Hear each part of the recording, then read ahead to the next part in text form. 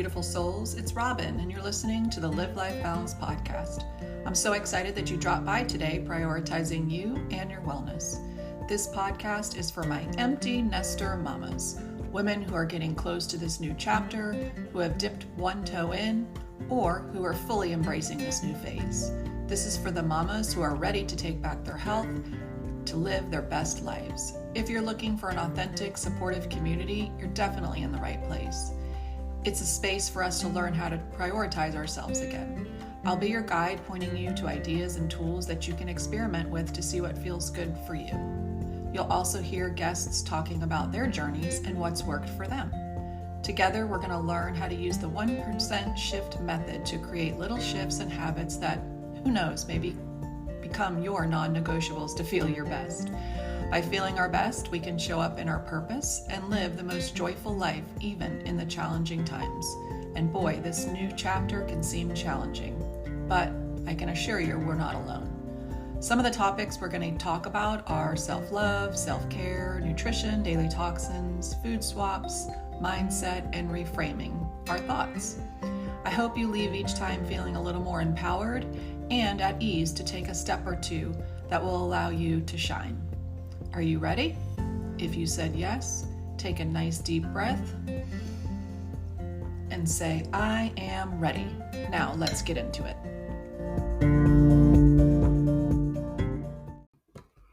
Happy Wednesday! Welcome back to this week's episode. Today we're going to be talking with Kathryn, who's a mom of 4 and a wife. She's a former teacher, a lifelong learner, a travel lover, and a homemaker.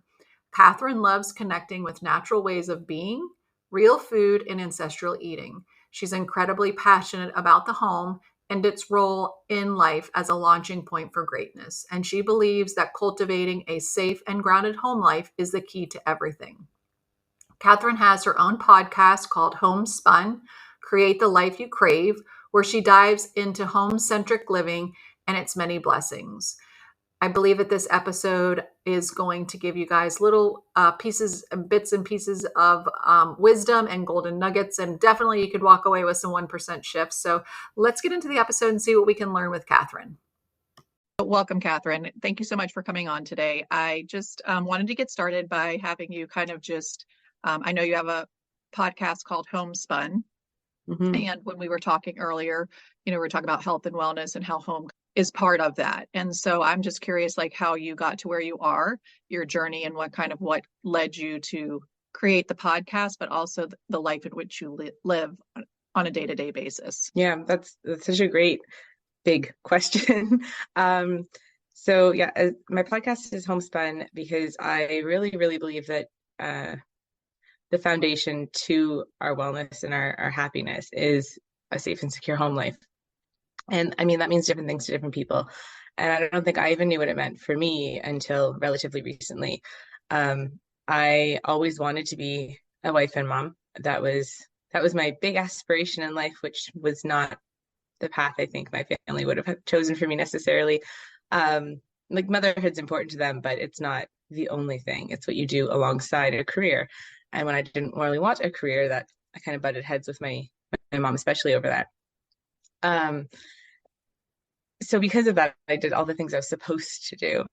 I went to university, I got a degree, I went to teacher's college. I didn't then teach at home because I wanted to do something different. So I went abroad. And I mean, all these different deviations just led me and all these, I have like all these amazing memories and stories, but it all kept coming back to like, okay, now I want to go home. Okay, now I want to have a family. And so I did all kinds of things in the name of health that weren't really in the name of health. Like, I mean, I ran a half marathon and I thought I was so healthy, and I don't think I was actually very healthy at the time. And I never was a fan of dieting though. Like I hate counting calories. I hate tracking things. The closest I ever came was when I decided to do a fitness competition, which I never actually finished. I never actually did the competition. And one of the main reasons I stopped was because I just hated counting macros. I hated it. I had no problem with any of the workouts and any of the training schedule, but I just hated counting macros because it's just not, I don't believe that it's the best for me. I know that it works for a lot of people, but for me, it became a stressor. And if it's becoming a stressor, then it's clearly not in the name of health. So I I took all these like these deviations, a lot of them in the name of health and in the name of building this life that I thought I wanted. And they were all these amazing learning moments, of course. And they ultimately led me to this vision that I have now of where um, the home really is what matters the most. And like a calm and safe home life, whatever that means for you, is the most important thing.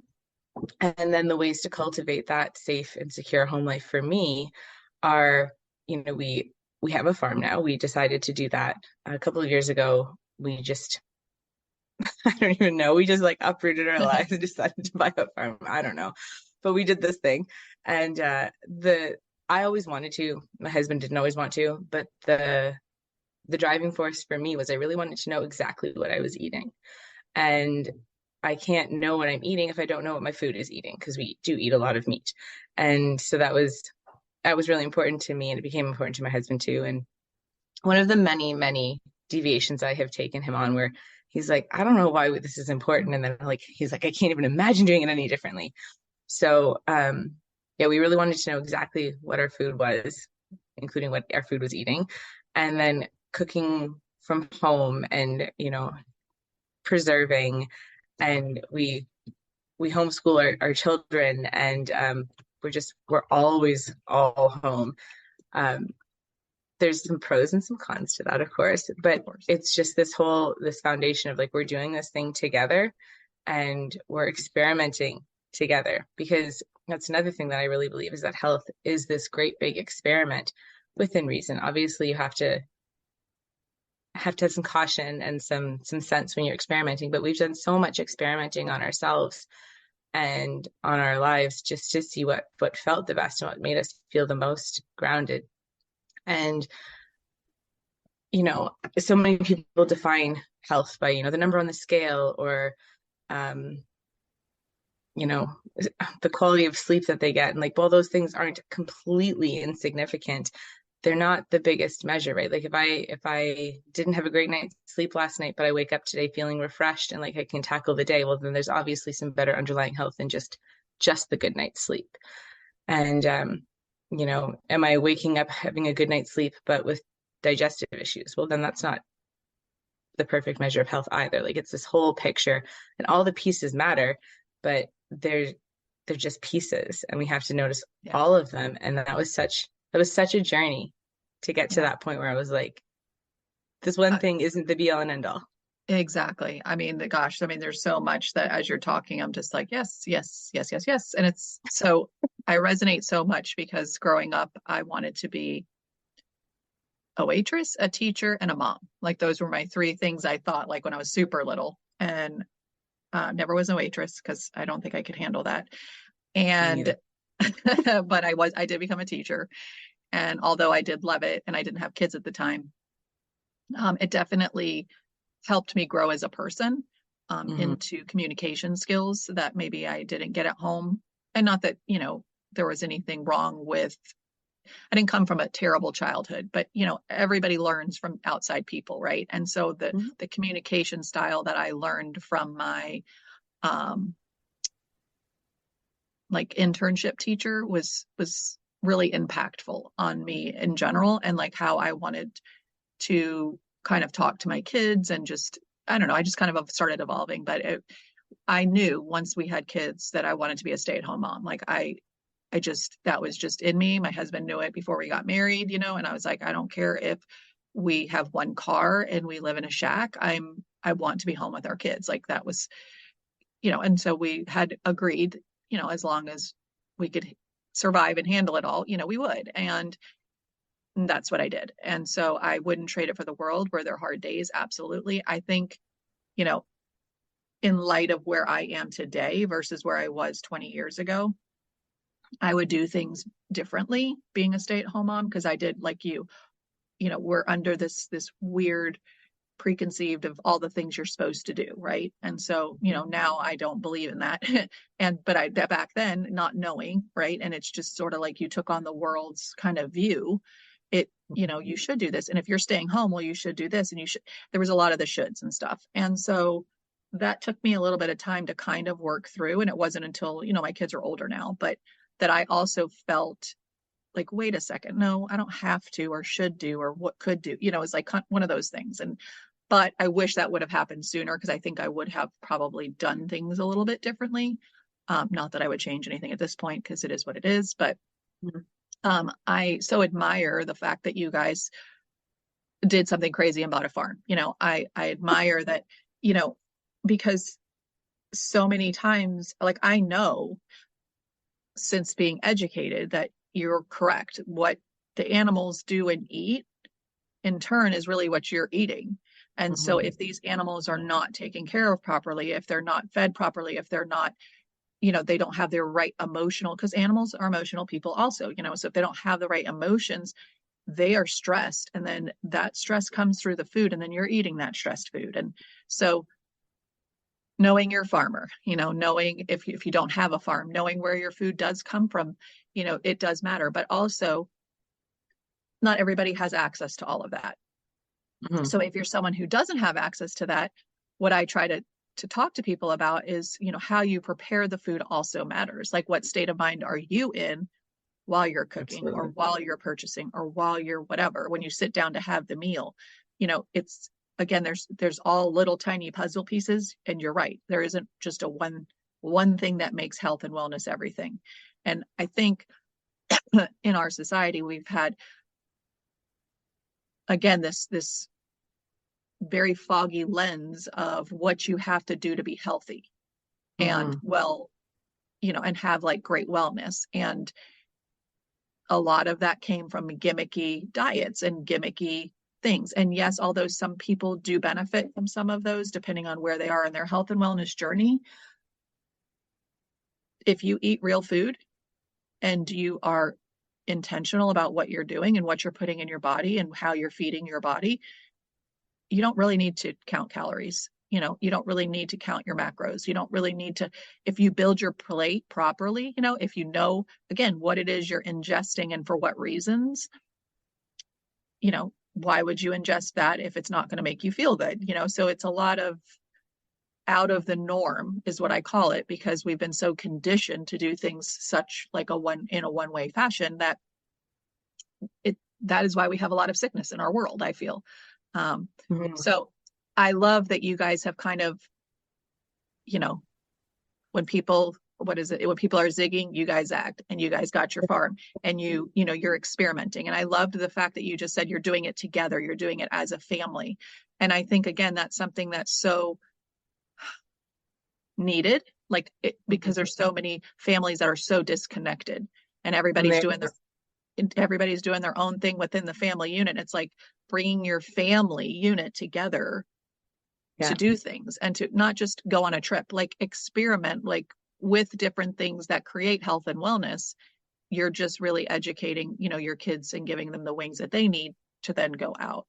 So And go ahead. you're saying connect, like you said the word disconnected, but it's like the whole time you're talking, I was like, it's about connection. It's about connection. It's about connection. Like the word connection just kept popping in my brain, because it's what it is. Like you need to be connected to yourself, so you know when you're full, so you know what you're craving, so like one of my biggest aha moments as a mom in my health journey was my second child.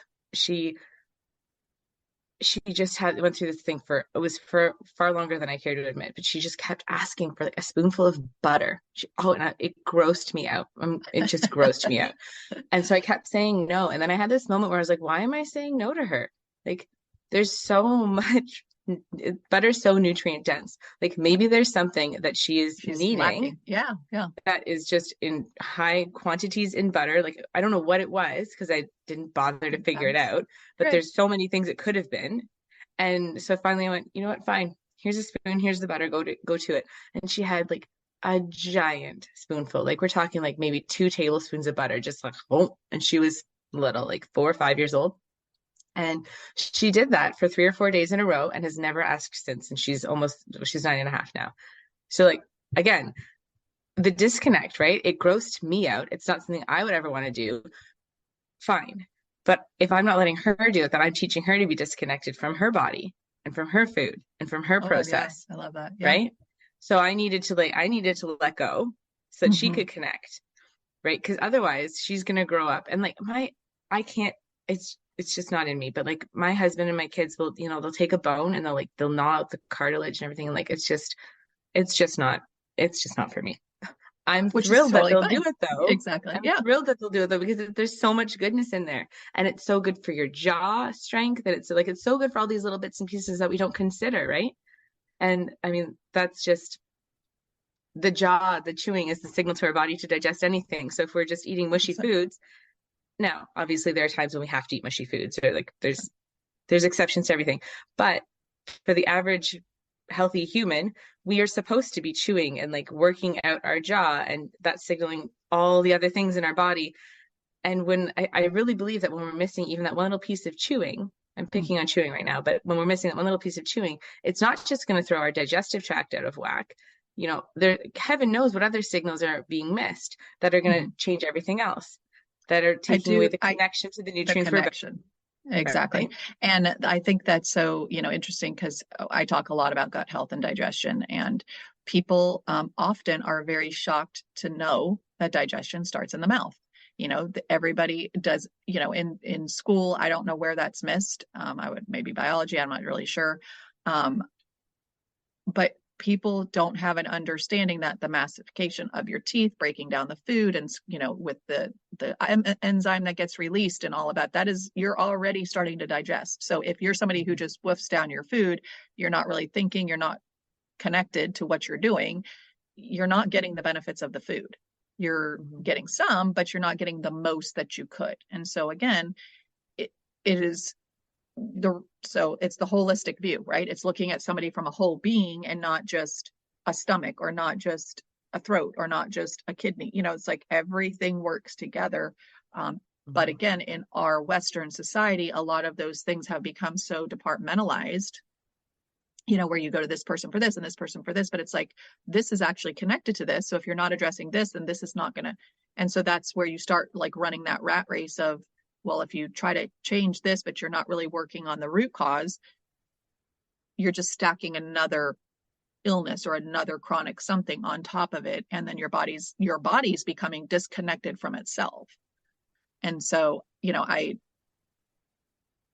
I love the whole spin on home, but I also really love the spin on the connection that you get from within your family dynamic, and how that can be a ripple effect out into all the other pieces of the primary and secondary foods that you have that create your wellness. So if you could tell the audience, because I know a lot of people on here, this is new to them, or they're curious about it, or they want to take a step. I call them 1% shifts. They want to do something that's going to shift them forward a little bit. What would be maybe one or two things you would suggest if somebody was quote unquote new in this kind of way of thinking? What are a few tips or tools you could offer to somebody to reconnect to themselves and Mm. like the food around, the stuff that creates the wellness, I guess. Wow, that's a really, really good question. And I'm really trying to think of what are some shifts that like earlier in my journey were some shifts that I felt like really were profound. And um I think that it might not sound like anything, but one of the biggest things for me is just like, and it's big and it's small at once, is like silence the noise. Don't like stop letting people tell you what you should do, because like honestly, you and me sitting right here in this moment are obviously both health minded, and I guarantee you our plates look different at every single meal, 100%. because there's so many different factors, from like the climate we live in, to the stressors in our life, to our our ancestral heritage. Like Yeah. those are that all of that stuff's going to play a factor, and like we're not the same person. Are there going to be some components that are going to overlap? Absolutely. But what I'm going to eat for breakfast that's going to make me feel good is going to be polar opposite from you, perhaps. So it's kind of just silencing that noise and like really, really trying to tune in to yourself and figure out what feels good. And like, I mean, that might take some research, and that might take some talking to people and what have you to really figure that out. But really trying to silence the noise, because what's out there telling you what you should do is, it just gets overwhelming, and you can't do it all. You're gonna have 100. Yeah. opposite, like you're gonna have advice that's like couldn't be farther apart, and you're gonna go, well, am I supposed to eat eggs for every day, or am I supposed to never eat eggs? Like, which is it, right? Well, I don't know. What does your body want? Well, it's so true. And also it also besides like the ancestral, it's like your age matters, like where you are in life, especially for a woman. If you are of this age where, your hormones are depleting, your food intake will look very different than a 20-year-old, and that's okay. We have to get used to pivoting and shifting according to where we are in our journeys and also what is appropriately not appropriately because that would be a should, but what some of the research does say can be accurate for yourself. But the only way to find that out is by experimenting. And that's why we talk about my 1% shifts. It's like you have to try things on and see how they feel. If let's just use breakfast just because we were saying eggs. If you create a couple of different breakfast ideas, right, that you think are going to work for you, and then you experiment, which one of those during the week did you have the most energy 90 minutes after you ate? It's like yours is going to look different from mine, right? And if I do eat oatmeal, right, how I build my oatmeal could be different than someone who just takes oatmeal and throws some brown sugar in it. It's like the amount of like hearty stuff that I put in it changes the dynamic of just having a bowl of oatmeal because I've got, chia seeds and flax seeds and I put in MCT oil and, so I build it in a different way. Again, not right, wrong, or indifferent, but for me, if I would like to have something warm like that, that works for me. But also having eggs and a hearty, toast or, whatever, that also works for me. And so, but I didn't know that, because when we grew up, we ate cereal, it's like we had, except for Sundays, we had big breakfast. We had eggs and bacon and whatever. But other than that, it was like, it was just a quick breakfast in and out. And I think that's the whole thing too, is like, it's always, everything is just like, it's quick, it's quick, it's quick, it's quick. And that's another piece is like, I know we've talked about connection already, but really like silencing the noise allows you to be more connected too, right? So that's like the other piece is, take your time eating, chew, take your time prepping your food. Like I know that I am just as guilty as the next person of being like, oh my gosh, I don't want to cook dinner today. However, I spend a lot of time building our ingredients, let's say, around the house to be such that I can throw a pretty nutritious quality meal together quickly. But I also really do appreciate the days when I'm going to take the time. Like today, we're going to have slow cooked rabbit to make rabbit carnitas. And like, that's going to be hours of like intermittent work. And like, I think the intention then that you're putting into food, like you were saying, like not everyone has access to can be a farmer or can know their farmer or what have you, but their intention matters probably just as much in most cases, right? So like, I'm not saying that the meal I'm going to prep today that's going to take me hours is more nutritious or will be more satisfying than, the quick pasta I made last week. But, it still does matter. And I think that it's part of that whole balance is like, we're taking the time and having this intention for today. And that's, it's like that whole, like you have your mineral stores, you have your bacteria stores, you have all these stores in your body, and sometimes they're going to get depleted and then you have to replenish them. And maybe the quick pasta I made last week didn't replenish us enough, but this meal today will. And it's like that whole, it's the big picture and really trying to get connected and just slowing down. We're in such a rush with everything. Yes. And again, I am just as guilty as the next person. I'm just doing that, right? But, it really feels so good when we can slow down. Yeah. And just it's appreciate what's in interesting front of us. You talked about, like the ingredients in your home, because it's something I talk about a lot. And I just actually put out like a pantry refridge kind of staple guide because it is very overwhelming. If you're just dipping your toe in, let's say, it is very overwhelming to go into a store and try to get started because there are so many expensive. There's so many greenwashing stuff out there. It's like I don't know why granola just popped in my head, but it's like, you want maybe a granola and you go and it's like for something that's clean, that really has like 5 ingredients, it's like $10 for the bag, where you can actually make it at home for like half the cost and triple the amount.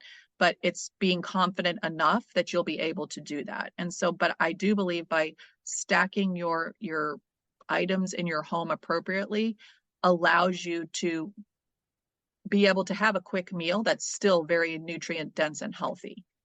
And I think it's a journey too, because as you get used to stacking, like I can get to really slim pickings and still make it happen. Yeah. But I couldn't have done that 10 years ago. 100%. Yeah. Right. Yep. No, very, very, very good point. Because again, I think a lot of people will could look in my pantry and be like, what would you eat, and I could throw something together very quickly, and it would be full of different nutrients that, you know, like you said, for today would feed us fine, and Yeah. it's just interesting because, again, it's a lot of mindset shifts because we're undoing a lot of the stuff that we've been taught, because what we've been taught doesn't necessarily work for everyone. And so when we're talking about self and connecting to your home, if you are rushing through life and you are not really present at what you're providing yourself, your family, your home, the disconnect from that is part of that rushing, because you're just rushing to order food, you're rushing to then eat through a drive-through. What, again, are there times where that's necessary or happens and whatever? Yeah, because that's the balance, because maybe you do have 12 meetings in a day and you got to get to the PTA meeting, and and you just didn't have enough time to do whatever and you didn't plan properly. So again, we're not saying everything has to be perfect. It's just about having the intention for how do you want to set your week up. And if you're someone who feels like they don't have a lot of time, because I actually love when people tell me they don't have a lot of time, because I like to challenge them. And it's like, well, we all have 24 hours in a day. We all have the same demands as the next person, but it's how we balance those demands with boundaries and what we're willing to do and not to do. And if you're working a job, which I think this has become a really bad thing with the connectivity through social media, through DM, through email, through all the different ways you can reach somebody. When they leave work, they're not leaving work, or they're working from home. So they're literally, it's like work. And so you as a person have to put up that boundaries to stop that, to then shift to the next thing in life for that day. But I do tell people, if you're just starting out and you don't have the time to like sit and chop and do all the stuff, to get started, buy stuff pre-chopped. Make things easier for yourself at the beginning as you're kind of learning new behaviors, because it can be overwhelming if you don't have the wherewithal to know, like, oh, okay, this is only going to take me 5 minutes. I think it's going to take me an hour, to do all of this stuff. And so make it easy for yourself. I always try to tell people there is always easy in things that look hard. And it's just about reframing how that could be. But again, I loved your analogy of like, today, this meal might feed us one way, and last week, this meal fed us a different way. Neither one, right, wrong, or indifferent. It's just having a balance of different things that you're providing also provides different nutrients for people. So if you're someone who eats the same thing every single day, and doesn't really have a ton of variety in your life, that might be something to try on. Maybe you add in 2 colorful vegetables that you don't know what they are. One of the things I love is, and you probably know so much more about vegetables because you guys have a farm and a garden and all that. I like to go to the store and pick something like I've never heard of, and my dad used to do that. Yeah. And then I go home and research it and like, oh, okay. I mean, I never knew that radishes, I always just thought of radishes cut up in a salad, right? That was, I don't know, it's just what I saw growing up. And no, you can cook them in the oven with different vegetables, and they actually have a different flavor when you do that. And so again, it's just about getting curious, but you have to want to spend the time.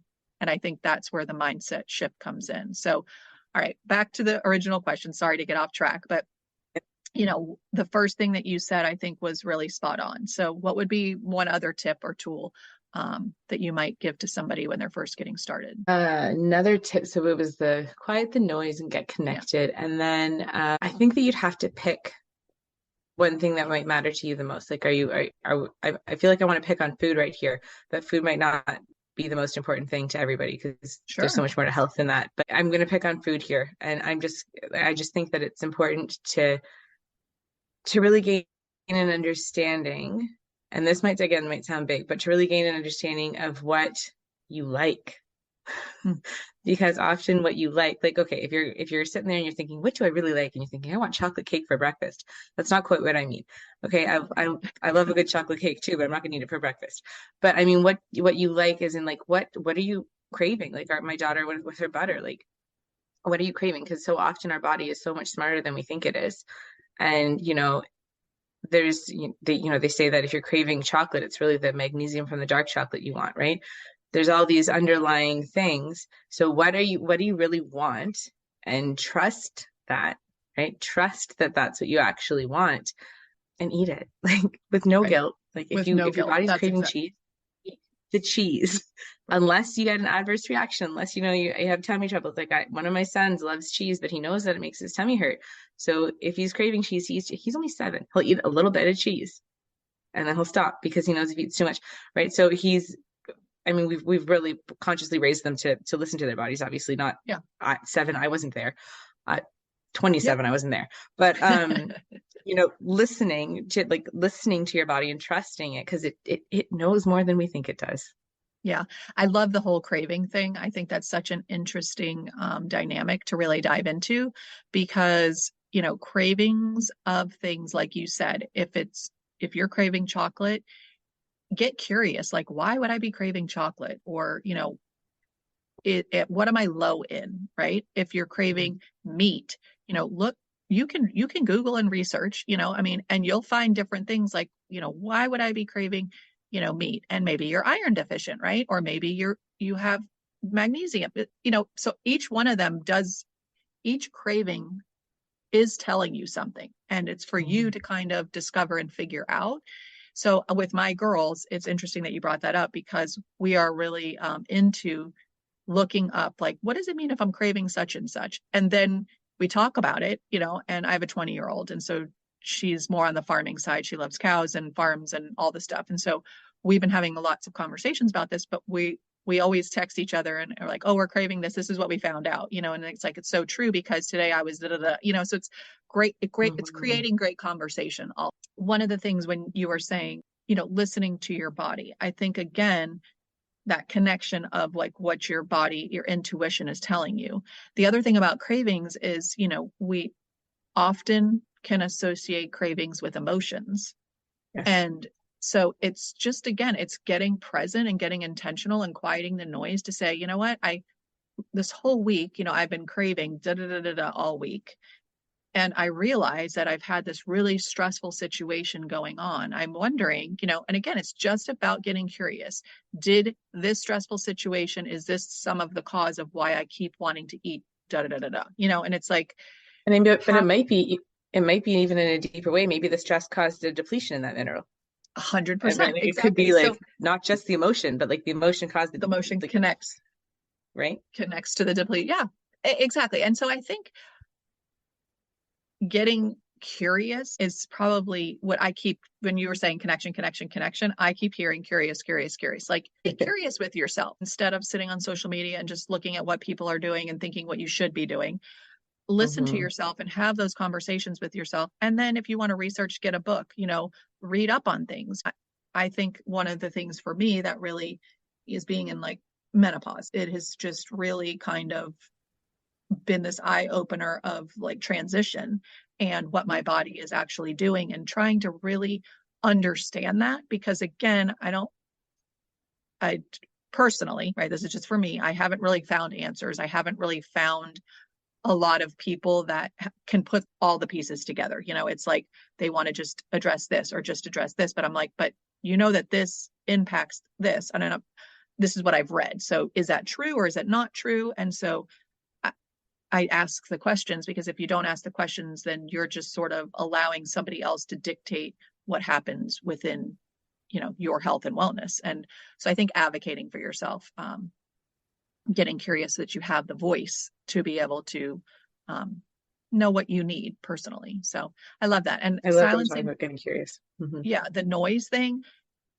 is huge, I think, for our generation, but also for the younger generation, really teaching them to silence the garbage that comes in, because they inundated. If you allow your kids on social media, if you allow your kids to communicate via their phone, you know, in parenting, if I could go back, I might have like held off a little longer. But I mean, we also need and this wasn't something we grew up in. So we need to teach them how to maneuver and handle all that, how to have the boundaries, how to quiet that noise, how to get out of a group if it's not feeding your soul, like, so although it's brought up a lot of extra baggage, I would say, for the kids, it's also, on the flip side, reframing it, it's brought up a lot of good conversation that you can have with your children to help them to set up boundaries for themselves and to set up how to reframe things and think differently and how not to feel stuck in something. I love that you're talking about getting curious, because no one of us has all the answers. Correct. And no book's going to be able to answer all the questions for us. And no mentor is going to be able to tell us the exact path we're supposed to be on. So it's that whole getting curious and just trusting ourselves, right? Yeah. Asking the questions deep within. 100%. And I think, when you say there's not one way, that I agree with that 150%. But when people are starting out, they just need a step. They need a little stone to throw to see how it works. And once they get the courage to take that step, and then they see how it works or doesn't work for them, and then they can pivot or take it and keep it, empowers them. It empowers them to, I did that for myself, and now I can try on something else and see how that feels. There are foundational things, right? Sugar. There are processed sugar. I mean, no matter how you slice it, flip it, whatever, it's not really the most nutrient dense thing to have in your cupboard, nor ingest. Now, if you do it every once in a while, that whatever, just eat it, be happy, and move on. It's like, you've got to remember why you're doing what you're doing. And if your health and wellness is important and you're trying to balance maybe your blood sugars or whatever your goal is, because everybody has different goals. It's remembering why you're doing what you're doing. And then if something isn't really working, then maybe that's not something to have in your house. So again, it's a lot of revamping. But I do believe, because of the society that we have really grown up in, it's the quick fix. It's the give me the pill. Which diet can quickly help me lose, 50 pounds? What can I, and that is very, to me, also, those are disconnected type of behaviors to some degree, because popping the pill is not really getting to the underlying root causes, and you are not being very intentional, because all you're doing is popping the pill and continuing to live the same way. Because we're in a rush, right? It comes back to that whole like slow down, right? Yeah. This is so great. So talk about a little bit about your podcast, because obviously I think people can tell from our conversation that we are aligned in a lot of ways, but I also know that you have such a plethora of information and experience and wisdom and things that I definitely don't have. And so I have been curious for you to kind of explain a little bit about what your podcast is going to be about. Yeah, so my podcast, I don't know when this episode's coming out, but it just released last week when we're recording it. So it's called Homespun, and it is about all the ways we can cultivate this just beautiful life from the home as like the jumping off point. So from in every way, from like intentional eating, yes, intentional parenting, yes, to different ways to have self-care, and different ways just to cultivate all the branches of the life we're after. And it's really just kind of bringing home back into focus, and just how essential the home life is to everything in life, and how we can feel at home in ourselves, therefore in the home, therefore in the family, and then it keeps going out from there to just bring magic in. Yeah, and I listened to that episode, and it's great. And I think anybody who's on here who's curious, it's a great episode to listen to, because it really kind of gives some background, and it gives a little bit of a feel of kind of what's to come. And what I like about what you're doing is you're talking about things that people are curious about, but they don't know where or how to implement things in making home the everything.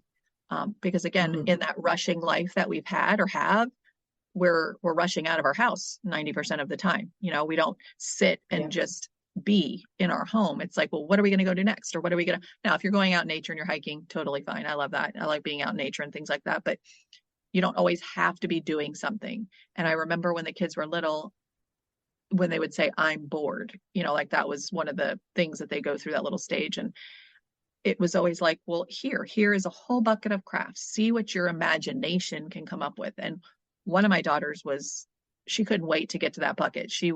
I would say, I'd always tell my husband, she makes something out of a pile of nothing, like she just takes scraps and she takes stuff in like the imagination. And I do also think that with our society and not focused and all of that, we forget to be imaginative. We forget to really, again, hone in on self to see what is popping up. Creativity is part of health and wellness.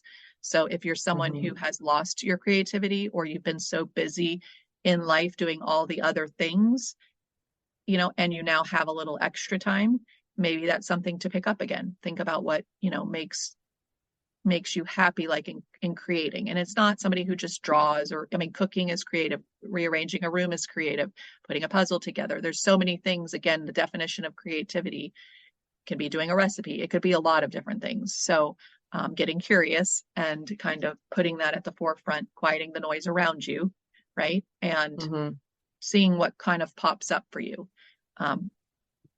One of the things I learned recently, and you can kind of talk to this also if this resonates with you, is by sitting quiet and letting the chatter of my mind go crazy. Because, it does. There's a lot that comes out when, when your mind is just spinning, because that's what your mind does. But lately I have really given it space to hear what it is that's happening in my mind. And then kind of trying to work through, like, why am I having those thoughts? Or like, what am I supposed to do with these thoughts? And one of the things I talk to some people about is meditation, and they think like meditation is completely quieting everything. And I actually feel differently. I feel like meditation is a time to hear all of those things. It's to hear what is happening, and then deciphering and making sense maybe of some of it, or again, getting curious and thinking about it, or writing about it, or speaking out loud about it. Because those thoughts are there for a reason. And so you need to kind of hear what yourself is saying. So do you have any like insights or input into like hearing what yourself is? Because we keep talking about self connection. Yeah. I have a really hard time hearing all the things at once. It's like it just goes too fast, says too much, which doesn't surprise me if I look at like me in life. Sure. Yep. I get that.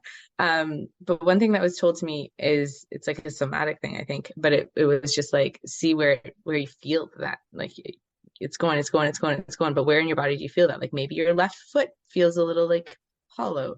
Maybe you have this like all of a sudden you have this like urge to yell bubbling up in your chest.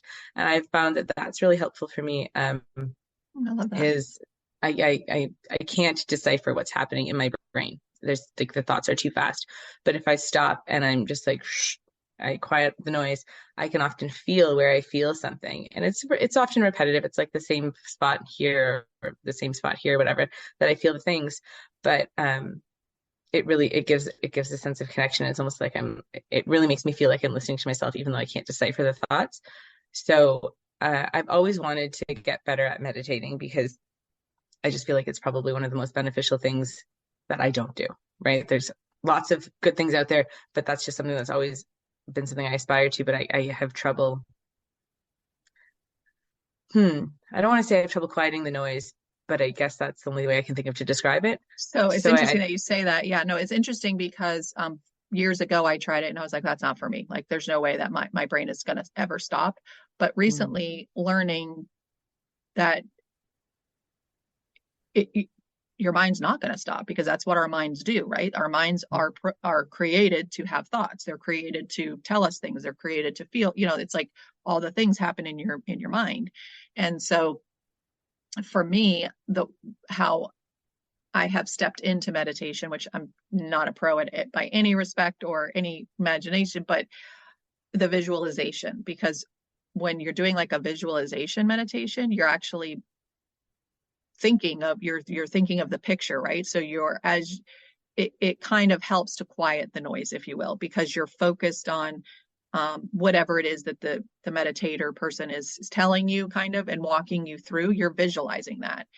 Without that, so I try to reframe that, because I don't want to say like I can't meditate because I can't quiet all the noise out, but I can get quiet and I can listen and I can feel and hear, and whether you're feeling it or whether you're hearing it, right? I love the feeling thing. I'm going to try that. But whatever works for you, because it's not going to be the same as everybody else. I think finding and just experimenting and getting curious with all kinds of different ways of just sitting and quote unquote, I hate even say getting quiet, because a lot of times there isn't quiet. People meditate and they journal because it's just about releasing and sitting with those thoughts that you're having. And if your thoughts are too fast and you feel something, then that's great too, because you're still connecting to whatever your thoughts are, creating that feeling, and then understanding what that feeling's coming from. I still think so. I think you are meditating without even knowing you're meditating. And again, I'm not like an expert meditator, but I think, and I tell people often, if you try one meditation style and it doesn't work for you, there's so many others to try. So just keep kind of dabbling a little bit. I mean, there's still ones that I listen to and I'm like, there's like no connection for me yet. And I think for me, one of the biggest is having that forgiveness too, is like, I'm here right now, and 30 seconds in, my brain went whoop over there and I'm distracted. It's okay. Just come back. Yeah, it's fine. Right. But for the longest time, I honestly, the longest time I thought, like, if I went whoop, I was failing at it. Right. Like I was like, oh, I can't do this. Yeah, right? No, 100%. Yeah. Takes practice like anything. Mm-hmm, for sure. But also finding that right modality, I think, is super important, because nobody's created equal or, the same. Everybody's got different stuff. But I love your word forgiveness, because it's also just I call it giving grace, because it's like, you are new at it. So you're not expected to like hop on a bike and ride it the first day. You learn the steps to do it, and somebody might go into dirt bike riding and somebody might go into cruising, and so again, there's all the different modalities of riding a bike or doing something with that skill. And it's the same thing, I think, for meditation, or if you want to just call it time with yourself, just time to be and just sit with whatever. Because that's, for me, like sitting with feelings, I think was a new skill that I probably started learning several years ago. And it's hard. It's hard. It's hard to sit with your feelings, especially when they aren't like happy go lucky feelings, but the amount of, I guess, benefit that I have started to notice with sitting with the icky feelings and sitting with whatever, the sad feelings, the happy feelings, the stressful feelings, whatever it is that's coming up, the uneasiness, it's definitely shifting things, my wellness journey. So but we could go on and on. I think you and I could probably talk for a week, but I want to kind of leave the audience. I think that we've given them a lot to think about, fighting the noise, getting intentional with where you are and what you want, in life, and how, if you are someone who is rushing through life and your home is a priority maybe, but may not being cultivated in the way in which you envision it, then I would say get curious and try one thing on to change that. Either it's you eat at home 5 days a week, or maybe you have family dinners on Sunday because it matters to you to have that family cultivating time. And maybe during the week it's just too hectic because of wherever your babies are, whatever your kids' schedules are and stuff like that, and your work schedule. So take one step, 1% shift, take one tiny step, and just see if you can make a shift in that area of your wellness, if that matters to you at this point in your life. So, but thank you so much for coming on. And I really look forward to listening to your podcast and learning from you. And I hope to have you on next year at some point to really talk about farming and what you guys do on your farm, because I'm really interested in all of that as well. So that'd be great. Thank you. Right. You're welcome. Everybody who is listening, thank you so much for tuning in. And in just a minute, I'll give you a few of the grand takeaways from the episode. And until next time, I hope you guys have a great day. Bye. I hope that you enjoyed today's episode. Some of the takeaways that I felt were important to share is home as the foundation, recognizing the significance of a secure and comforting home life and overall well-being. Number 2, personal pathway, embracing the freedom to choose family dreams over societal expectations, challenging conventional career norms. Number 3, holistic health journey, approaching health as a flexible and personal experiment rather than a one-size-fits-all. Number 4, mindful connection, focusing on family ties and intentional eating, emphasizing presence during meal times. And lastly, curiosity and kindness, advocating for silence with all the external noise that we face on a daily basis, trusting instinct, staying curious, and taking forgiving steps towards your personal well-being. Being kind to yourself, speaking to yourself in a way that you would speak to one of your friends. So I hope that these takeaways are something that you might be able to apply to your week and make your 1% shift. Until next time, I hope that you guys have a beautiful day, and I will talk to you soon. Thanks for tuning in today. I loved being here with you. I hope that you got something from today's episode. I'd love to hear what resonated with you. Drop a comment below, and if you feel led to, download the episode and share it with someone you love that needs to hear this message. As we continue to spread the goodness of this podcast, I'd love for you to help us by leaving a review on Apple Podcast or a rate on Spotify. As we increase listeners, we will come up more often when women are searching for podcasts to listen to. To stay connected with me, you can check out my social media pages at Live Life Balanced with Robin. You can check out my website at livelifebalancedwithrobin.com. You can book a discovery call. And if you're looking for a way to get started right now, you can opt in for my new quick guide for the empty nester refresh. You can join my waitlist for my new course, It's Your Time, which is going to be launching soon, which I'm super excited about. And as always, thank you for letting me be part of your day. It truly means a lot that you're allowing me to be on your wellness journey with you. Until next time, find peace, love, and light by breathing, being present, and allowing for all possibilities to happen.